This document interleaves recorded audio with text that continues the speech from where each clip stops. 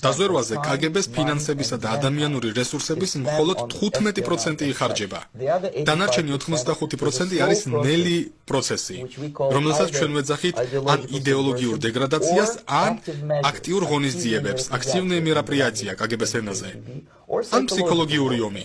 რას ნიშნავს ეს? ეს ნიშნავს იმას, რომ ყველა ამერიკელს ჩვენ უნდა შევუცვალოთ რეალობის აღქმის შესაძლებლობა იმგვარად, რომ ინფორმაციის სიუხვის მიუხედავად ვერავინ შეძლოს გონივრული დასკვნების გაკეთება იმისათვის, რომ საკუთარი თავები, ოჯახები, საზოგადოება და ქვეყანა დაიცვან. ეს არის ტვინის გამორეცხვის ერთ-ერთი დიდი პროცესი, რომელიც ძალიან ნელა მიედინება და 4 ეტაპად იშლება. პირველი ეტაპი არის დემორალიზაცია. საჭიროა 15-20 წელი ერის დემორალიზაციისათვის. რატომ ამდენი წელი? იმიტომ რომ ესაა წლების მინიმალური რაოდენობა, რაც აუცილებელია მოსწავლეთა ერთი თაობის აღსაზრდელად შენს მტერ ქვეყანაში, რომ ასწავლო მათ მათი მტრის, ანუ შენი იდეოლოგია. სხვა სიტყვებით რომ ვთქვათ, მარქსიზმ-ლენინიზმის იდეოლოგიით იტენება მინიმუმ მოქალაქეთა 3 თაობის რბილი გონება. და ეს ყველაფერი მაშინ, როდესაც მათზე არანაირი კონტრძალა არ მოქმედებს, რომ მათი გონება დააბალანსოს და მათში რაიმე ღირებულებები ან თუნდაც პატრიოტიზმი რომ გააღვივოს. შედეგს მხოლოდ ნახავთ. იმ ხალხის უმეტესობა, რომლებმაც სწავლა 60-იანებში დაამთავრეს, კარიცხულები ან ნახევრად ინტელექტუალები, ახლა ძალაუფლებაში არიან. მთავრობაში, სამოქალაქო საქმიანობაში, ბიზნესში, მასმედიაში, საგანმანათლებლო სისტემაში. მორჩა, მათთან გაიჭედეთ. ისინი აღარს ისინი დაბინძურებულები არიან. ისინი დაპროგრამებულები არიან, რომ რეაგირებდნენ კონკრეტულ მასტიმულირებლებზე კონკრეტული ქმედებებით. მათ გონებას ვეღარ შეცვლის. ყველაზე ნამდვილი უტყუარი ინფორმაციაც რომ მიუტანო, რომც დაუმტკიცო, რომ თეთრი თეთრია და შავი შავია, მაინც ვერ შეცვლი მათ აღქმასა და ლოგიკურ ქმედებებს.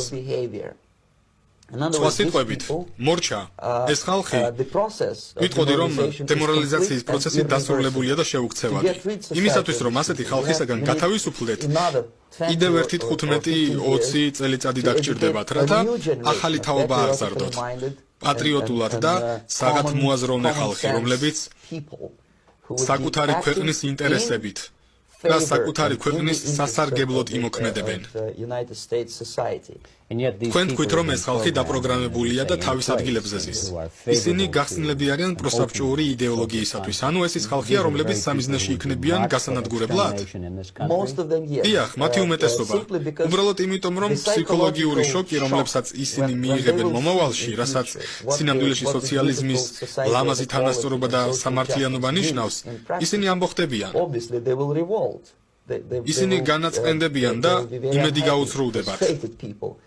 და მარქსიზმ-ლენინიზმის რეჟიმი ასეთ ხალხს ვერ იტანს. მათ თავის დაღწევა მოუწევთ. განსხვავებით აშშ-სგან, საიდანაც უკვე ვეღარსად გაიქცევი. რადგან მარქსისტ-ლენინისტებისაგან აქედან გასაქცევი აღარსადაა. აქ თქვენ შეგიძლიათ დანიელ ელსბერგისა და ჯეიმს ფონდასავით, თქვენ შეგიძლიათ ძალიან ბინძური, მდიდარი და ცნობილი დევნილი გახდე იმის გამო, რომ პენტაგონის საქმიანობას აკრიტიკებ. მომავალში ეს ხალხი უბრალოდ ტარაკნებივით გაესრისება და მათ არც არავინ არაფერს გადაუხდის მათი რაინდული იდეებისათვის. ესაა ის, რაც მათ არ ესმით და მათთვის ეს დიდი შოკი იქნება.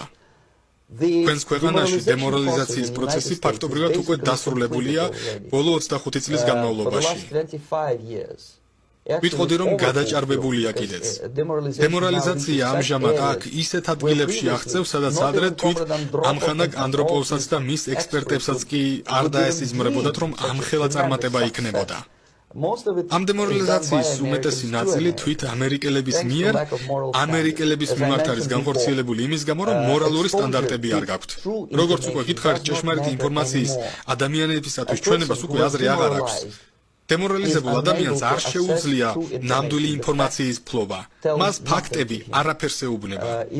ინფორმაციის შხაპიც რომ გადაასხა, დოკუმენტურადაც რომ დაუდასტურო, სურათები აჩვენო, სულ ძალითაც რომ წავიყვანო საბჭოთა კავშირში და მას საკონცენტრაციო ბანაკები ვაჩვენო, მაინც არ დაიჯერებს.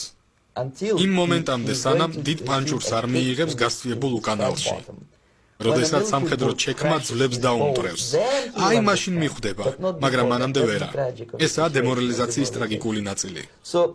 ასე რომ ამერიკა გაჭედილია დემორალიზაციაში. დაიცით, აი ახლაც, აი ამ წუთს, რომ დაიწყოთ ახალი თაობის გამოზრდა, თქვენ მაინც 15 ან 20 წელი დაგჭირდებათ, რომ ეს იდეოლოგიური აღქმის ბორბალი შემოაბრუნოთ. ნორმალურისკენ, ვიტყოდი პატრიოტიზმისკენ. შემდეგი ეტაპი დესტაბილიზაციაა. ამჯერად მტერს აღარ აინტერესებს შენი იდეები და შენი აზროვნება. არ აინტერესებს ფასტფუდს ჭამ და სუქდები თუ სხვა შეხედულებები. ამჯერად და ამას 2-დან 5 წლამდე სჭირდება ერის დესტაბილიზაცია რომ მოახდინო. აუცილებელ წერტილებს უნდა დაარტყა. ეკონომიკა, საგარეო ურთიერთობები, თავდაცვა. და თქვენ შეგიძლიათ ნაკლად ნახოთ, რომ ზოგიერთ სფეროში, ისეთ სათვალ სფეროში, როგორიცაა თავდაცვა და ეკონომიკა, მარქსიზმ-ლენინიზმის გავლენა აშშ-ში აბსოლუტურად ფანტასტიურია. მე ვერასოდეს წარმოვიდგენდი 14 წლის წინ, როდესაც ამ ქვეყანაში ჩამოვფრინდი, რომ პროცესი ასე სწრაფად წარიმართებოდა. შემდეგი ეტაპია კრიზისი, რომელმაც შეიძლება 6 კვირამდე გასტანოს, რომ ქვეყანა კრიზისამდე მიიყვანო. შეგიძლიათ ამის მაგალითი ცენტრალურ ამერიკაში იხილოთ და კრიზისის შემდეგ მმართველობისა და ეკონომიკის სტრუქტურის ძალისმიერი მეთოდით შეცვლის შედეგად თქვენ მიიღებთ ეგრეთ წოდებულ ნორმალიზაციის პროცესს. ნორმალიზაცია საბჭოთა პროპაგანდის ცინიკური გამონათქვამია. როდესაც საბჭოთა ტანკები ჩეხოსლოვაკიაში შევიდნენ, ამხანაგმა ბრეჟნევმა თქვა: ახლა სიტუაცია ჩვენს მოძმე ჩეხოსლოვაკიაში ნორმალიზებულია. ეს არის ის, რაც თქვენს ქვეყანაში მოხდება, თუ მათ ნებას მისცემთ, რომ თქვენი სამშობლო კრიზისამდე მიიყვანონ.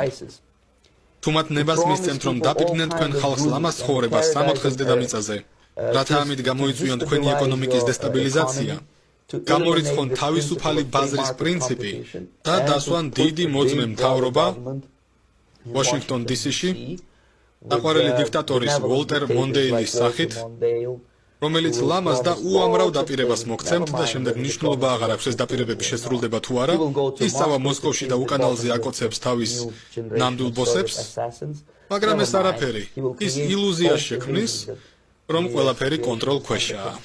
მაგრამ სიტუაცია კონტროლ ქვეშ არაა. სიტუაცია საზიზრად უკონტროლოა. ამერიკელი პოლიტიკოსების უმეტესობა, მედია და საგანმანათლებლო სისტემა წვრთნის ახალ თაობას, რომლებიც ფიქრობენ, რომ ისინი მშვიდობის დროს ცხოვრობენ. ტყუილია. თქვენი ქვეყანა არის ჩართული ომში. გამოუცხადებელ, ტოტალურ ომში, ძირეული პრინციპებისა და საფუძვლების წინააღმდეგ გაჩაღებულ ომში.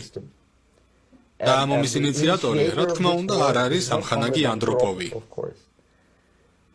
ეს არის სისტემა. როგორც სასაცილოდაც არ უნდა ჟღერდეს მსოფლიო კომუნისტური სისტემა, ან მსოფლიო კომუნისტური კონსპირაცია და თუ ახლა ვიღაცა შეეშინდა არ მაინტერესებს. აქამდე თუ არ შეგეშინდა თაცი უკვე ალბათ ვეღარაფერი შეგაშინებთ. მაგრამ არა საჭირო რომ პარანოიდულად იყო განწყობილი. ის რაც ახლა ხდება, რომ ჩემგან განსხვავებით თქვენ გაქვთ პირდაპირ რომ თქვათ სულ რაღაც რამოდენიმე წელიწადიღა დარჩენილი, თუ არ გამოიღვიძებთ. ბომბის საათი ციკციკებს, ყოველ წამთან ერთად კატასტროფა უფრო და უფრო ახლოვდება. ჩემგან განსხვავებით თქვენ გასაქცევი არსად გექნებათ. თუ რა თქმა უნდა ანტარქტიკაში არ გინდა ცხოვრება პინგვინებთან. ეს არის შესაძლებლობებისა და საშუალებების უკანასკნელი ქვეყანა. კარგი, მაშინ როგორ მოვიქცეთ? რა არის თქვენი რეკომენდაცია? პირველი რამ, რაც თავში მომდის, არის რა თქმა უნდა, უნდა იყოს ძალიან ძლიერი ეროვნული მცდელობა